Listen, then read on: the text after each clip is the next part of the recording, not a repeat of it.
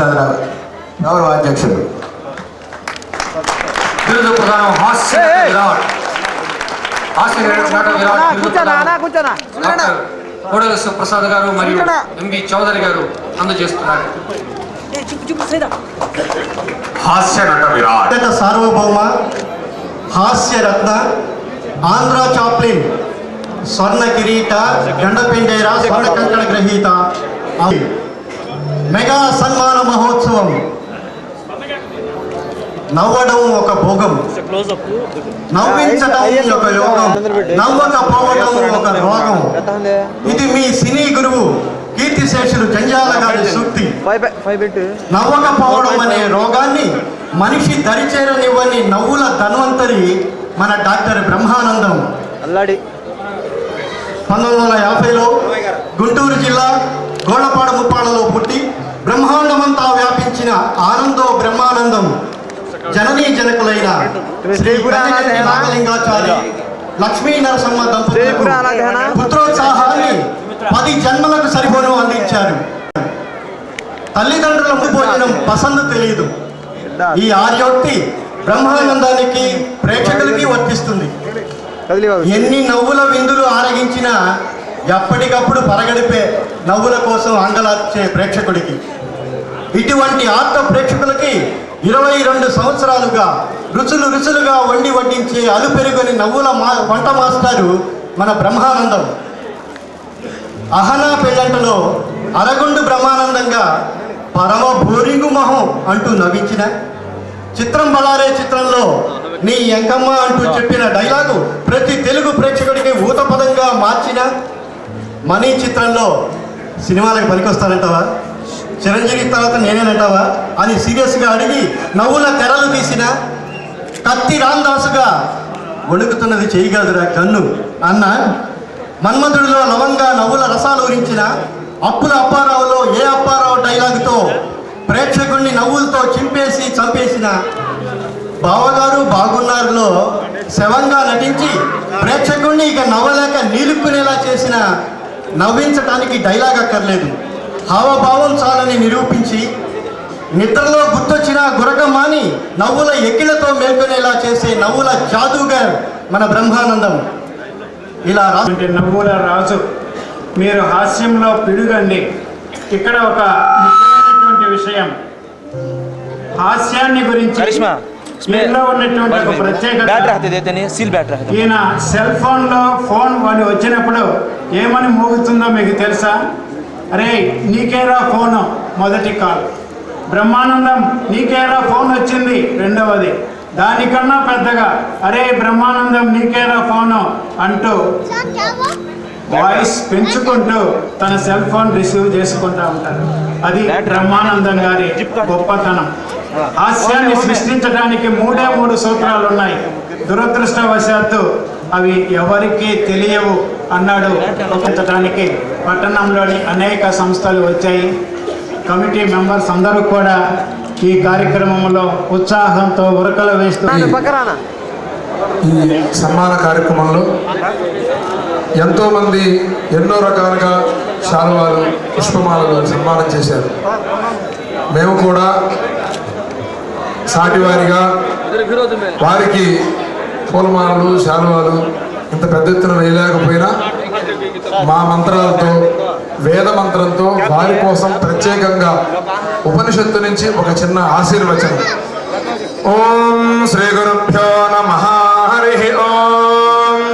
వేదమనోచాచార్యోన్ దేవాసినమనుశాస్తి సత్యం వద ధర్మం చర స్వాధ్యాయాన్ మా ప్రమదః ఆచార్యాయ ప్రియంధనమాహృత్య ప్రజాతంతుం మన్యవత్సేత్సీః సత్యాన్న ప్రమదితవ్యం ధర్మాన్న ప్రమదితవ్యం కుశలాన్న ప్రమదితవ్యం భోజ్యైన ప్రమదితవ్యం స్వాధ్యాయ ప్రవచనాభ్యాన్న ప్రమదితవ్యం దేవ పితృకార్యాభ్యాన్న ప్రమదితవ్యం మాతృదేవో భవ పితృదేవో భవ శ్రేష్ఠది. నిండు నూరేళ్లు సుఖ సంతోషాలతో ఉండాలని మనస్ఫూర్తిగా వేద ఆశీస్సులు. పండిత వర్యులకు ధన్యవాదాలు తెలియజేస్తూ వెనువెంటనే బ్రహ్మానంద గారి స్పందన కోసం వేల జనం వేచి ఉన్నారు. వారి స్పందన మనం వినబోతున్నాము.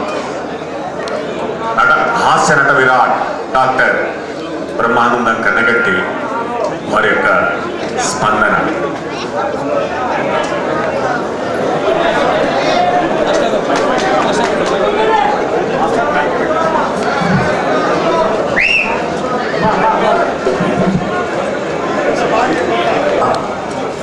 హృదయపూర్వకమైనటువంటి వినమ్రతతో కూడినటువంటి శిరస్సు ఉంచి మీ అందరి పాదాలకి నమస్కరిస్తున్నాను.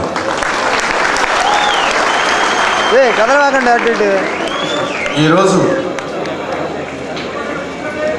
ఇక్కడ నాకు సన్మానం జరగడం నాకు చాలా ఆనందంగా ఉంది అని చెప్పడం మామూలు విషయమే. ఎంత ఆనందంగా ఉందో బహుశా మీ అందరికీ తెలిసే ఉంటుంది. ఇంతమంది ప్రజానీకం, ఇంతమంది ప్రేక్షకులు, ఇంతమంది అన్నలు, తమ్ముళ్ళు, అక్కలు, చెల్లెళ్ళు, బిడ్డలు, ఎంతమంది ఇందాకటి నుంచి అంటే 6 గంటలకి ఆరంభమైనటువంటి ఈ సభ 9 గంటల వరకు ఓపికతో, సహనంతో, బ్రహ్మానందం వాటిని కొంచెం ఆశీర్వదిద్దాం అనేటువంటి అభిప్రాయంతో వచ్చిన మీ అందరికీ మరొకసారి హృదయపూర్వకమైనటువంటి పాదాభివందన తెలియజేసుకుంటాను. ఈరోజు నేను ఇక్కడ ఈ సన్మాన కార్యక్రమానికి ఒప్పుకోవడానికి మొదటి కారణం, నేను గుంటూరు జిల్లా వాడిని. ఒకటి, అందున గుంటూరు జిల్లా మాది గోళపాడు ముప్పాడ. గోళపాడు ముప్పాడ దగ్గరలో ఉన్న కళ్ళకుంట గ్రామం మా కోడెల శివప్రసాద్ గారు. ఆయన శివప్రసాదం మనందరికీ తెలిసిన విషయమే. ఇంటి పేరు కోడెలు, ఇంకంతకంటే కావాల్సింది నందీశ్వరుని, ఈశ్వరుని ఒకే తోట చూడగలిగినటువంటి సమర్థత ఉన్నటువంటి మనిషి ఆయన కోడెల శివప్రసాద్ గారు. ఆయన అంటే నాకు చాలా ఇష్టం.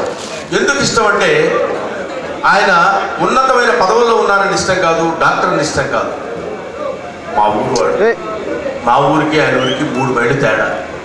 మా ఊళ్ళో పుట్టిన వ్యక్తి పలనాటి పులిగా పేరు ప్రఖ్యాతులు తెచ్చుకుని ఒక అద్భుతమైనటువంటి స్థితిలో, ఇందాక ఆయన నిగర్విగా చెప్పారు మాట, పేదరికంలో పుట్టేవాడు. అటువంటి మామూలు స్థితి నుంచి ఒక అద్భుతమైనటువంటి స్థితికి ఎంతమందికి ఎన్ని రకాలుగా సహాయం చేయాలో సహాయపడినటువంటి వ్యక్తి శ్రీ కోడెల శివప్రసాద్ గారు. ఆయన నాకు ఫోన్ చేసి ఆయన మాట్లాడుతున్నప్పుడే అందరినీ అలాగే పలకరిస్తారు ఆయన అని అనుకుంటున్నాను. గిన్నిస్ బుక్ వరల్డ్ రికార్డ్ వచ్చింది కదా, ఇప్పుడు సన్మానం చేద్దాం. I cannot say no. మీరు ఆ మాటలు వినండి. ఎవరైనా సరే కుదరదులేండి, తర్వాత వస్తానులేండి అనాల్సింది ఆ వే ఆఫ్ టాకింగ్ కానీ, ఆ మాడ్యులేషన్ కానీ, చెప్పిన విధానం కానీ, ఆయన అడిగినటువంటి తీరు ఏ కళాకారుడు నో అనడానికి వీలైనటువంటి స్థితి, అదే ఆయనలో ఉన్నటువంటి ప్రత్యేకత. సాధారణంగా 360 రోజుల్లో 350 రోజులు పనిచేస్తారు. మొదట్లో తిండి కోసం పనిచేశాను, తప్పదు, ఫుడ్ లేకపోతే. ఎందుకంటే లెక్చరర్గా పనిచేస్తున్న వాడిని సడన్గా యాక్టర్గా షిఫ్ట్ అయ్యాను. యాక్టర్గా షిఫ్ట్ అయితే అక్కడ అవకాశాలు ఉంటాయో లేదో అన్న భయంతో వచ్చిన అవకాశాన్ని అలా అందిపుచ్చుకుని ప్రతి సినిమాలో నటించి వాళ్ళు ఇచ్చిన డబ్బుల్ని చక్కగా ఉపయోగించుకుంటూ అలా కష్టపడి ఎవరి కోసమో కష్టపడలేదండి. నేను ఏదో కళామంతల్ని సేవ చేద్దామని కూడా కష్టపడలేదు. నాకు తెలియదు ఆ విషయాలు, అంత పెద్ద మాటలు కూడా నాకు తెలియదు. నాకు తెలిసింది ఏంటంటే, నేను నా భార్య పిల్లలు ఉద్యోగం వదులుకొని ఇక్కడికి వచ్చాను. 4 రూపాయలు సంపాదించుకుని నా వల్ల my family should not be on roads అనే ఐడియాతోటి కష్టపడి పనిచేశాను. అది ఆ తర్వాత కొంచెం దాటింది, కాస్త పొగరెక్కింది. పర్లేదు, ఇప్పుడు మనం అర్జెంటుగా చేయాల్సిందే ఉందిలే అనే రేంజ్కి వస్తున్నానేమో. నాకే ఎక్కడో ఒక చోట సెల్ఫ్ స్టార్ట్ అయింది. No this is not correct అని నన్ను నేనే మళ్ళీ సెల్ఫ్ ఎడిట్ చేసుకుని, కాదు కష్టపడు you meant for make laugh of others. నవ్వించడానికి నీ జన్మ, భగవంతుడు నీకు ఇచ్చిన జన్మ వీళ్ళందరినీ నవ్వించడానికి. కాబట్టి నువ్వు ఎక్కడా రిలాక్స్ అవ్వడానికి వీల్లేదని నన్ను నేనే అనుకుని, until the grass is green, until the blood is red, until the sky is blue, నేను మిమ్మల్ని అందరినీ నవ్విస్తూనే ఉంటాను. తర్వాత ఇదిగో ఈ రోజు సంక్రాంతి పండుగ రోజు 360 రోజులు పనిచేస్తున్న మాకు సంక్రాంతికి మాత్రం కంపల్సరీగా నేను ఇంటి దగ్గరే ఉంటాను, ఎక్కడికి వెళ్ళను. అప్పుడైనా ఆ 2 రోజులైనా ఇంట్లో ఉండండి, నీకు భార్య ఉందని 2 పిల్లలు ఉన్నారని మా ఆవిడ అప్పుడప్పుడు జోక్ చేస్తుంటుంది. అయినా సరే సొంత కుటుంబం ఎప్పుడూ ఉంటుంది. ఇంత నిండైన కుటుంబం ఎప్పుడు దొరుకుతుందండి? ఇంత హాయిగా ఆశీస్సులు అందజేసే కుటుంబం ఎప్పుడు దొరుకుతుందండి? భగవంతుడు అన్ని ముఖాలు ఇస్తాడు, కానీ కొన్ని ముఖాలకే ఆ నవ్వించేటువంటి శక్తి ఇస్తాడేమో అనిపిస్తుంది. రోడ్డు మీద నేను అలా నడిచి వెళ్తున్నప్పుడు గబుక్కున రావడం చూసా, బ్రహ్మానంద గారా అంటారు అని టప్పని వాడు అలా నవ్వుతూ స్టే అవుతాడు. ఒక ½ సెకండ్ అయినా 1 సెకండ్ అయినా. That's enough for my life.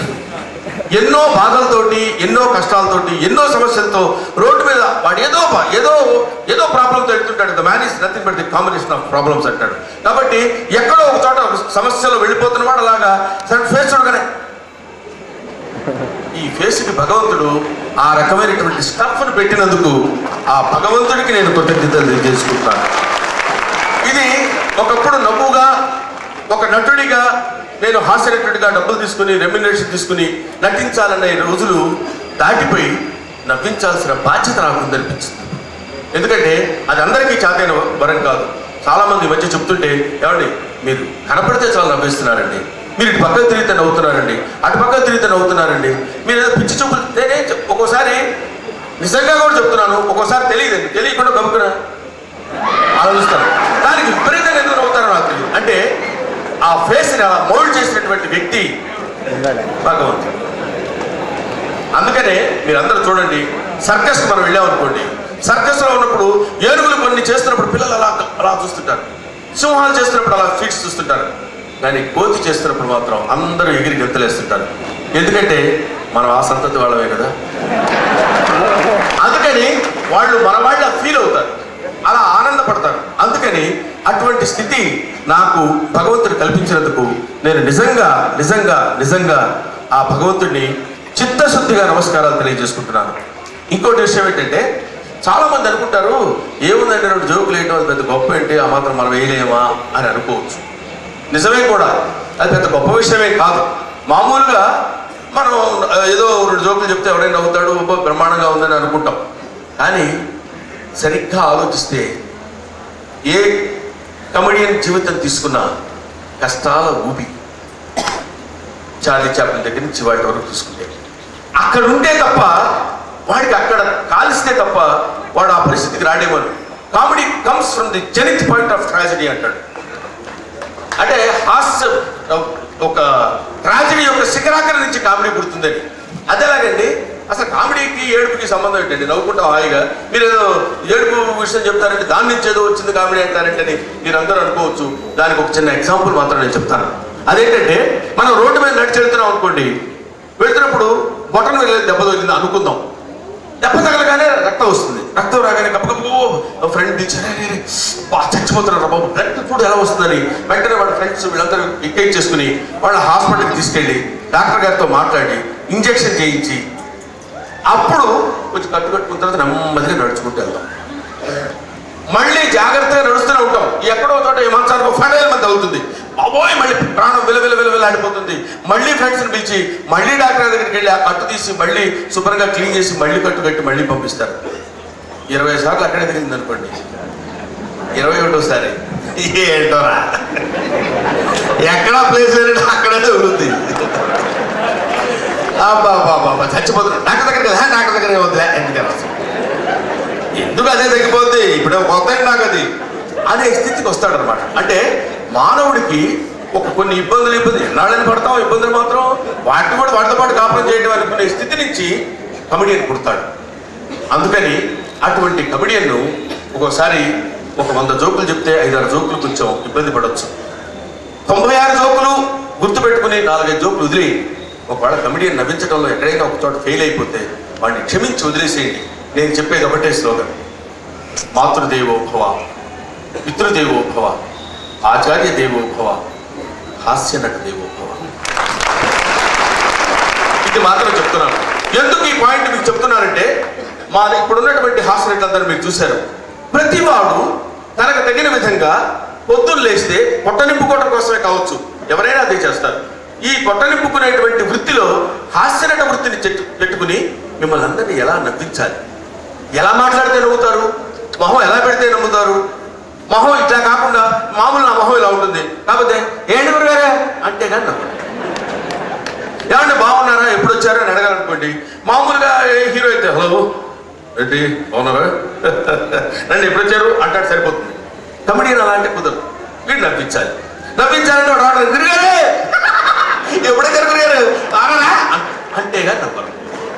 So వీడికి ఉన్నటువంటి మామూలుగా ఉన్నటువంటి ఫేస్ను కూడా అందవికారంగా పెట్టి ఏదో ఒక చిన్న ఫీట్ చేసి మిమ్మల్ని అందరినీ నవ్వించడానికి ప్రయత్నం చేస్తారు.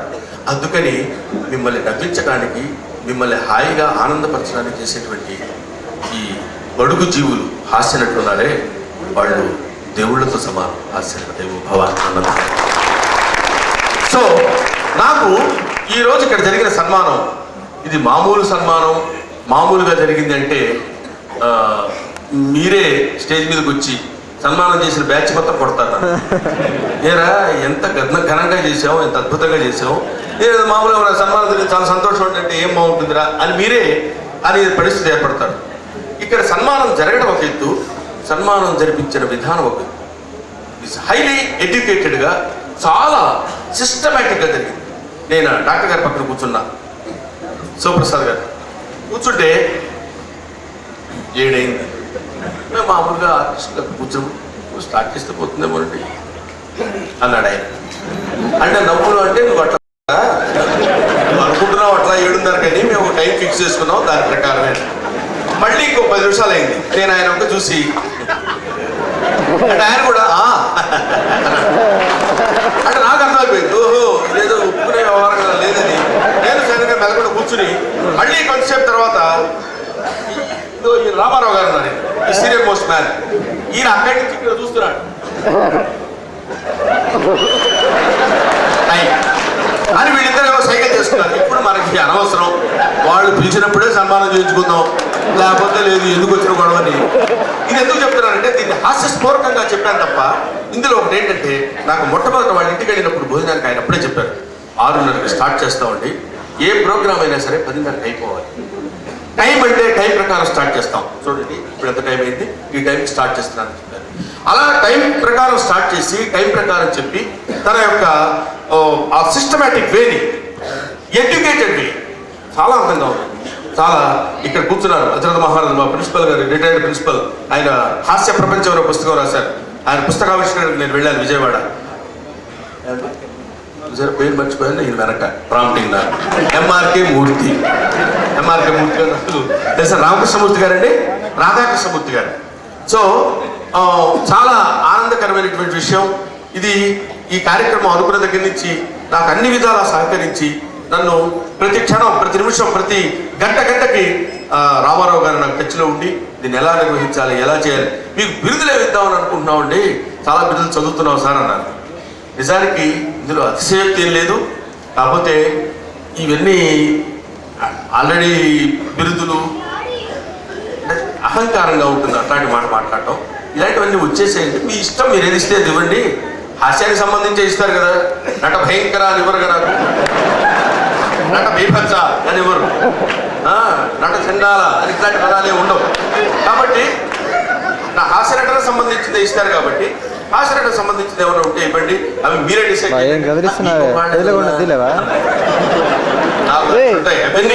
ఏదో రకంగా చేసేయండి బాబు, పుణ్యం ఉంటుంది, ఆ పేరు ఇచ్చేయండి ఈ పేరు ఇచ్చేయండి అని అనడం ధర్మం కాదండి, మీ ఇష్టం. అంటే నట విరాట్, విరాట్ అనేది ఒక అద్భుతమైనటువంటి పదం.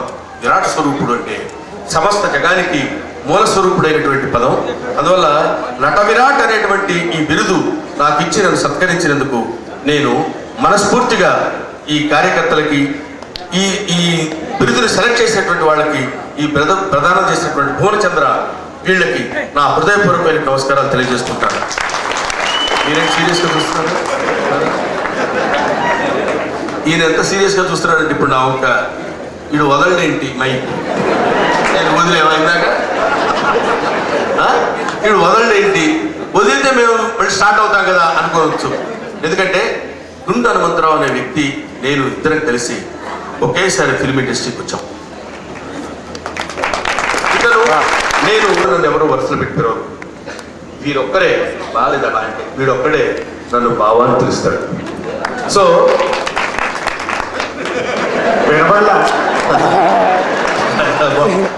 బాగుంది. మా ఇద్దరి కాంబినేషన్ ఆహరా పెళ్ళెట్లో ఈయన చెవిటివాడు, నేను నత్తివాడిని. ఎంత దరిద్రంగా ఉంటుందో మీకు తెలుసు ఆ విషయం. నాకు నత్తి వచ్చి ఆగినప్పుడు అంటుంటాను. అలాగే ఓకే అలాగే నీ చెవిటికి నా నత్తికి సరిపోయింది రంగుమోడా. నాకు సరిగ్గా మాట్లాడితే నీకు వినపడదు, నీకు నేను వినపడినప్పుడు అలాగా అంటావు. నేను ఎందుకు పోయే కాలం ఇలాగా మా ఇద్దరి కాంబినేషన్తో మా గురువు గారు జంచాల గారు సృష్టించినటువంటి ఎన్నో క్యారెక్టర్స్ చేసేవాడి పాత్రలు అభినయించాం. అటువంటిది నా మిత్రుడు గుండు హనుమంతరావు ఎన్నో ప్రయాసాలు కూర్చి ఇంతమంది అద్భుతమైనటువంటి టీంని, వీళ్ళందరి టీంకి నా హృదయపూర్వకమైనటువంటి నమస్కారాలు తెలియజేస్తున్నాను. చిన్నలకి నా ఆశీస్సులు తెలియజేస్తున్నాను. Very good, very good, very good. ముఖ్యంగా ఇతను చాలా మోసం చేస్తున్నాడు మనల్ని. ఇతని దగ్గర ఏదైనా క్యాసెట్ ఉందేమో మనం చూసుకోవాలి జాగ్రత్తగా. ఎందుకంటే మామూలు మాట కూడా మామూలుగా విడిగా కూడా ఇలాగ మాట్లాడతాడేమో అనుకున్నాను నేను. నిన్ననే రవీంద్ర భారతిలో నాకు సన్మానం జరిగింది హాస్యోత్సవానికి సంబంధించి.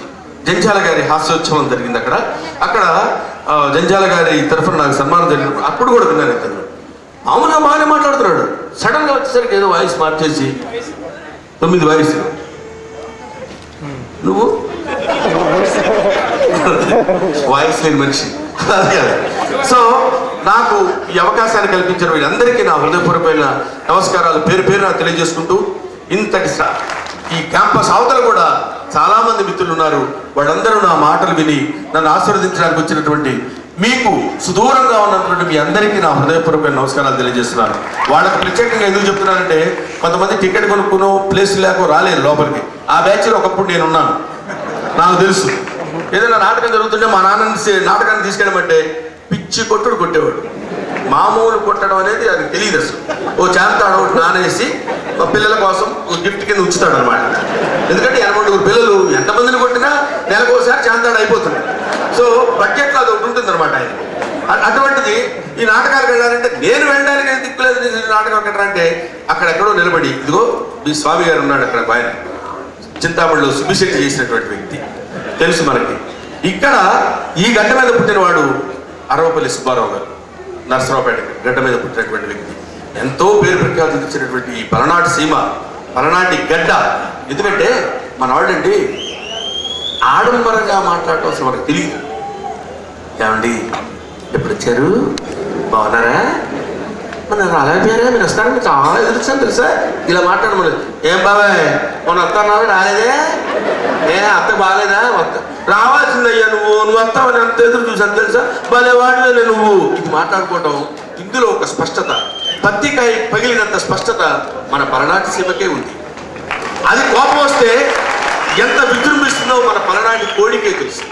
కాబట్టి అటు ఇటు 2 రంగుల అద్భుతమైనటువంటి ఈ పలనాటి గడ్డ మీద ముప్పాళ్ళ గ్రామంలో పుట్టినందుకు నేను సగర్వంగా, నేను అందుకనే మధ్యలో వస్తూ నా ముప్పాళ్ళ గ్రామంలో, నేను పుట్టిన గ్రామంలో నా మట్టి మనుషుల చేత నాకు చేసినటువంటి, నా మనసున్న మనుషులు నాకు చేసినటువంటి అద్భుతమైన సన్మానాన్ని చూసుకుని ఆ తర్వాత ఇక్కడికి వచ్చి ఆయన మనిషి కోడెల శివప్రసాద్ గారు అంగుష్ట మాత్రుడైన ఆకాశవంతటువంటి శక్తి సామర్థ్యాలు ఉన్న మనిషి. అంతటి సామర్థ్యం ఉన్నటువంటి ఆ మనిషి యొక్క ఆశీస్సులతో నాకు ఇక్కడ జరిగినటువంటి సన్మానానికి మరొకసారి కృతజ్ఞతలు తెలియజేసుకుంటూ, అక్కడ కనిపించాడు నాలాగే బ్లాక్ డ్రెస్ వేసుకున్న చౌదరి. అంద వయసులో చిన్నవాడైనా ఎంతో పెద్ద మనసు ఉన్నటువంటి వాడు. ఎక్కడ ఇవాళ ఇక్కడే కాదండి, ఈ భువనచంద్ర ఆడిటోరియంనే కాదు, ఎక్కడ ఎవరు ఏ రకమైనటువంటి సహాయాన్ని అర్థించినా సరే ఊరికి తృణప్రాయంగా ఇవ్వగలిగినటువంటి శక్తి భగవంతుడు అక్కడ ప్రసాదించాడు మీరందరికీ, ప్రెస్ మీట్ వాళ్ళకి, వీళ్ళకి, వాళ్ళకి. తర్వాత ఒక్కసారి ఒక మాట చివరిగా చెప్పుకోవాల్సిన మాట ఏముందంటే, ఇవాళ నాకు ఇంత సన్మానం ఎందుకు చేశారంటే, గిన్నిస్ బుక్లో అవార్డు వచ్చిందని. గిన్నిస్ బుక్ ఆఫ్ అవార్డ్స్లో నా పేరు ఉందని. ఎక్కడ ముప్పాళ్ళ నుంచి సత్తెనపల్లి వెళ్ళి, సత్తెనపల్లిలో బతికి, అది గుంటూరు జిల్లా, అది ఆంధ్రప్రదేశ్, అది ఇండియా. అది ఇండియా గ్లోబ్లో ఒక కంట్రీ.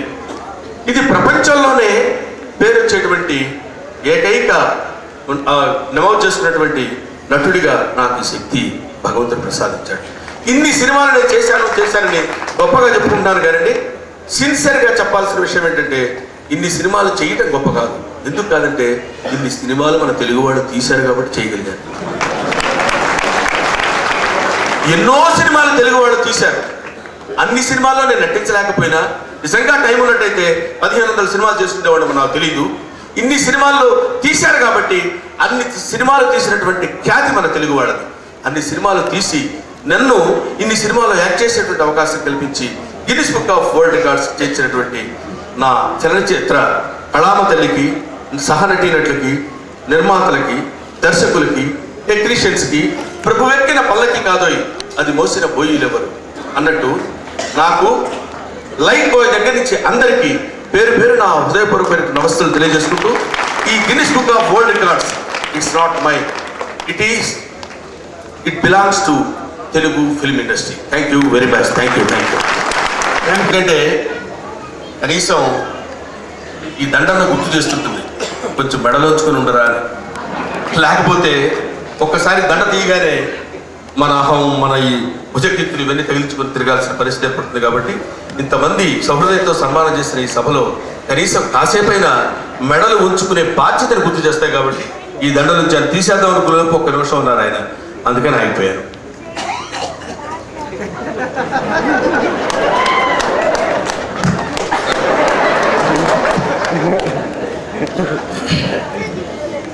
బ్రహ్మానందంలో హాస్యనటుడినే చూసుంటారు మీరు.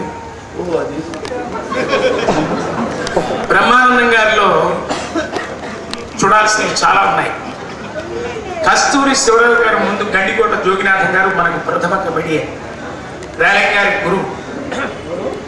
గండికోట జోగినాథం గారి తర్వాత కస్తూరి శివరావు గారు స్టార్ కబడ్డీ. మెచ్చుకోవడం కోసము, మీ అందరి చప్పట్లు తీసుకోవడం కోసం చెప్తున్న మాటలు కాదు. బ్రహ్మానందం గారి నుంచి నేర్చుకున్నది, ఆయన తరం నుంచి వస్తున్న కమెడియన్స్ అందరూ కూడా ఎంతో మంది ఎన్నో నేర్చుకున్నారు. ఆర్టిస్ట్గా ఎలా ఉండాలి, జీవితంలో ప్రవర్తించే తీరు, తెన్ను అన్నీ కూడా బ్రహ్మానందం గారిని ఇన్స్పిరేషన్గా పెట్టుకుని ఎంతో మంది కమెడియన్స్ నటుడుగా అంత టాలెంటెడ్గా ప్రదర్శించాలి. పర్సనల్ లైఫ్లో ఆశీర్వచనం పలకాల్సిందిగా మనస్ఫూర్తిగా కోరుకుంటున్నాను. ధన్యవాదాలు గుండు. ఆ అవకాశాన్ని అంటే మన కృతజ్ఞతతో ఒక్కసారిగా మన అభినందనలు తెలియజేసుకొని మరలా మనం స్టాండింగ్ ఓవేషన్ ఇవ్వడం అనుచితం.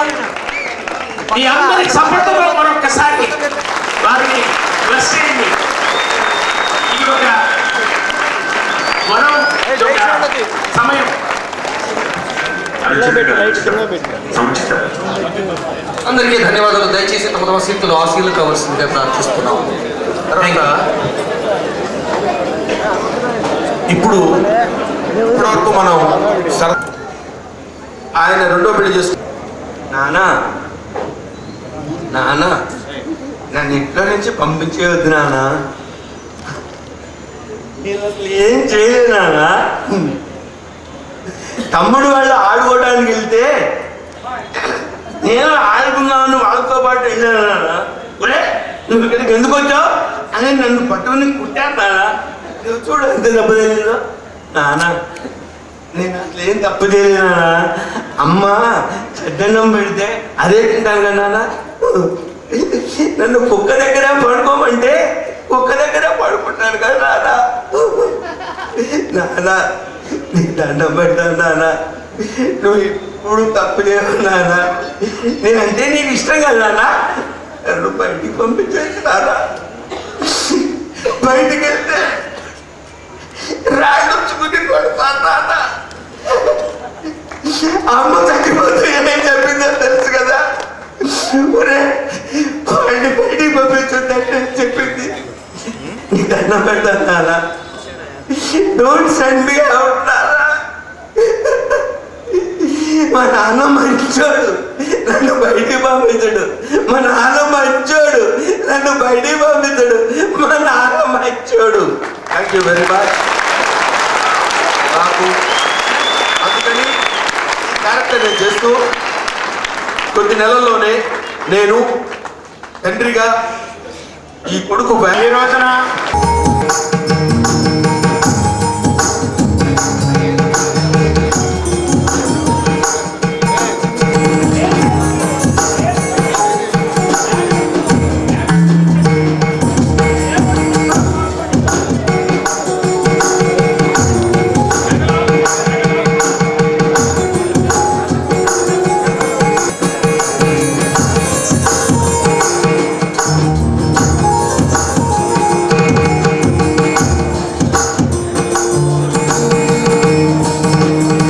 స్టేజ్ నుంచి వచ్చి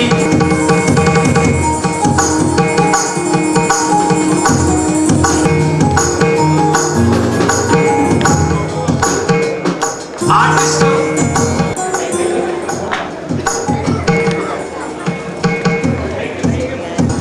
కుమారి భవాని,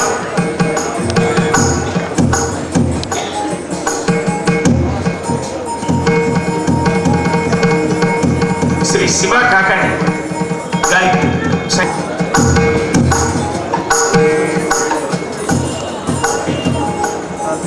మంజునాథ పాట అందించిన బషీర్. అది స్పందన అంటే. Thank you. Mimicry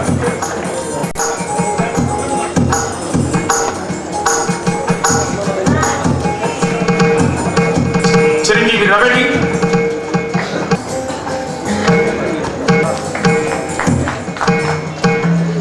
twins Brahmanandam uncle,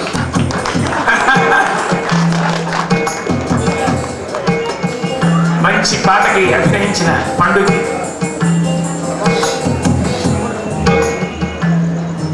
మాట్లాడడం అనుకోవచ్చు మీరు అనుకుంటారు, కొంత ఆ రీజన్ కూడా ఉంది. అయినా సరే కళాకారుడిగా చిన్న కుర్రాడిని అభినందించడం కాదు, చిన్న కళాకారుని అభినందిస్తున్నాను. It's a fact. నేను చిన్నప్పుడు ఇలాగే ఇంతమంది హై స్కూల్ యానివర్సరీ జరుగుతున్నప్పుడు నేను ఎలా యాక్ట్ చేస్తానో నాకు ఆ రోజులు గుర్తొచ్చినాయి. అందుకనే పక్కనే డాక్టర్ గారి పక్కనే కూర్చుని, ఇప్పుడు అసలు ఈ ఏజ్లో ఇక్కడికి రావడమే కష్టం. స్టేజ్ మీద నడవమని ఏమన్నా 2 అడుగులు 4 అడుగులు వేస్తే 5 అడుగులు వెనక్కి వెళ్తుంటారు. అంటే టెన్షన్లో వెళ్ళిపోతుంటాం మనం. అసలు ఇంతమంది ఉన్నారు, వీళ్ళందరూ నన్ను చూస్తున్నారు, నేను చేస్తున్నాను అనే పాయింట్ లేకుండా తను నేర్చుకున్నది నిర్భయంగా చేయగలిగాడు. కాబట్టి బంగారు భవిష్యత్తు ఉంటుంది ఈ బాబుకి, పండు లాంటి భవిష్యత్తు ఉంటుందని ఉండాలని భగవంతుడు నేను నమ్మిన 7 కుండల వాడిని ప్రార్థిస్తూ, శివప్రసాద్ గారు రెడీగా ఉండండి. నెక్స్ట్ మీ తరంలో hero. Thank you very much. Hyderabad నుంచి ప్రత్యేకంగా వచ్చారు.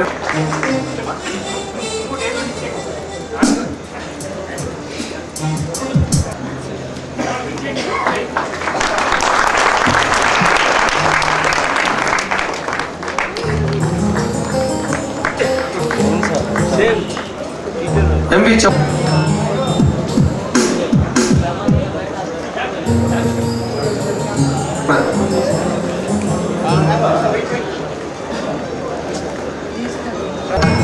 ధన్యవాదాలు డాక్టర్ బ్రహ్మానందం గారు. వందన సమర్పణ. ఆ కార్యక్రమం తర్వాత మరలా ఈ సాంస్కృతిక కార్యక్రమాలు కొనసాగుతాయి. దయచేసి ప్రేక్షకులంతా ఉండి ఒక్కసారి మా కమెడియన్స్ గ్రూప్ ఒక ఫోటో ఆద్యంతం డాక్టర్ గారి కార్యక్రమాలు చిత్రాలపై సినిమా క్విజ్ నిర్వహిస్తారు. ప్రత్యేకంగా ఇది చాలా బాగుంటుంది, అందరూ చూడవలసిందిగా కోరుతున్నాం.